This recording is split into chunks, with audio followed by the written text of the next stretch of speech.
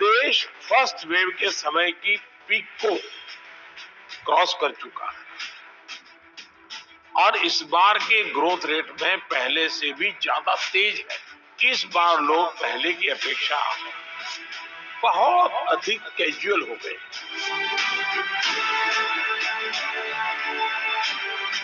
देश कोरोना की दूसरी लहर के कोड़े सह रहा है, जिसका हर बार घातक नहीं बल्कि बहुत घातक है। कोरोना के आंकड़े पिछले सारे रिकॉर्ड ध्वस्त कर रहे हैं। ये सिलसिला कहां जाकर खत्म होगा, किसी को पता नहीं है।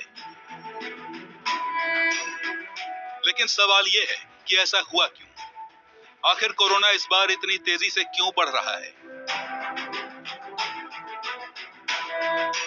क्या कोरोना ने ज्यादा बलशाली होकर वापसी की है या कोरोना के बढ़ते आंकड़ों की वजह कुछ और है? अगर कोरोना से जंग में भारत को जीत हासिल करनी है तो इन सवालों के जवाब खोजने होंगे। कुछ बातें हमारे सामने स्पष्ट है और उन पर हमें विशेष ध्यान देने की जरूरत है। पहला, देश फर्स्ट वेव के समय की पीक को क्रॉस कर चुका है और इस बार के ग्रोथ रेट में पहले से भी ज्यादा तेज है। दूसरा, महाराष्ट्र, छत्तीसगढ़, पंजाब, मध्य प्रदेश, गुजरात समेत कई राज्य फर्स्ट वेव की पीक को भी क्रॉस कर चुके हैं। कुछ और राज्य भी इस ओर तेजी से बढ़ रहे हैं। मैं समझता हूं कि हम सबके लिए एक चिंता का विषय है, सीरियस कंसर्न है। और तीसरा, इस बार लोग पहले की अपेक्षा बहुत अधिक कैजुअल हो गए।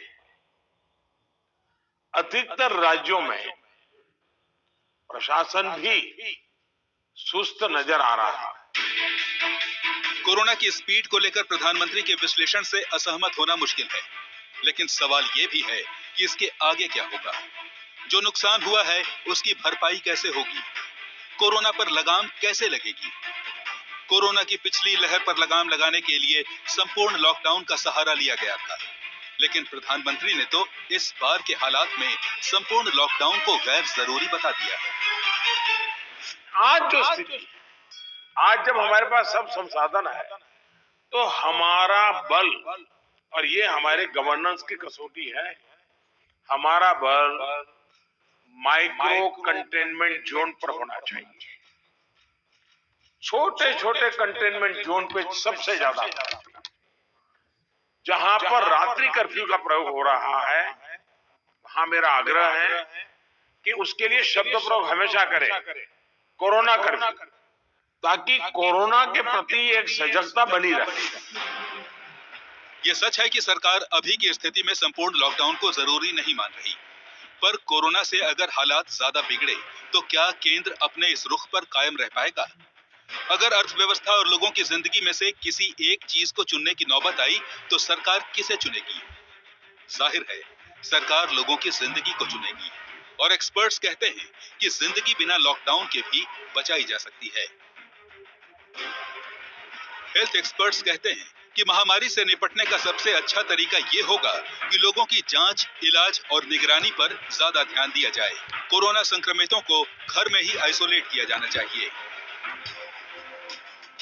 सिस्टम अगर इन उपायों पर सही तरीके से अमल करे तो संक्रमण को काफी हद तक रोका जा सकता है।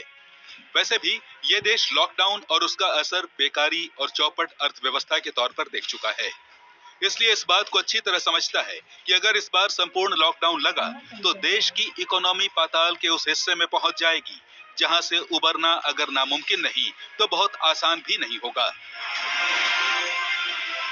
पिछले साल 24 मार्च से 1 मई तक के लॉकडाउन को संपूर्ण लॉकडाउन कहा जाता है, लेकिन व्यावहारिक तौर पर देखें तो संपूर्ण लॉकडाउन एक काल्पनिक स्थिति से ज्यादा कुछ नहीं था, क्योंकि उस दौरान भी आवाजाही और कामकाज शून्य नहीं हुआ था। यह संभव भी नहीं था। डॉक्टर और हेल्थ वर्कर अपना अपना काम कर रहे थे। पुलिस वाले और पत्रकार भी घर से निकल रहे थे। दूध, दवा और खाने पीने की चीजों की दुकानें खुली थी। फोन और इंटरनेट सेवाओं से जुड़े लोग काम कर रहे थे। इसके बाद भी लॉकडाउन के दौरान जितना काम ठप हुआ, देश को उसकी भारी कीमत चुकानी पड़ी। अर्थव्यवस्था चौपट हो गई, जीडीपी की वृद्धि दर शून्य से नीचे चली गई और करोड़ों लोगों की रोजी रोटी छिन गई। लॉकडाउन से पैदा बेरोजगारी से देश 1 साल बाद भी उबर नहीं पाया है। ये अलग बात है कि सरकार ने रोजगार बढ़ने के आंकड़े भी पेश किए, पर इनकी हकीकत भी किसी से छिपी नहीं है। नौकरियों का अर्थशास्त्र बताता है कि अर्थव्यवस्था भले ही मंदी से उबर जाए, पर लंबी बेकारी लोगों को रोजगार के लायक नहीं छोड़ती। बेरोजगारी राष्ट्रीय शर्म है, लेकिन दिक्कत यह है कि हमारे यहाँ ये शर्म केवल बेरोजगारों को आती है, सरकारों को नहीं।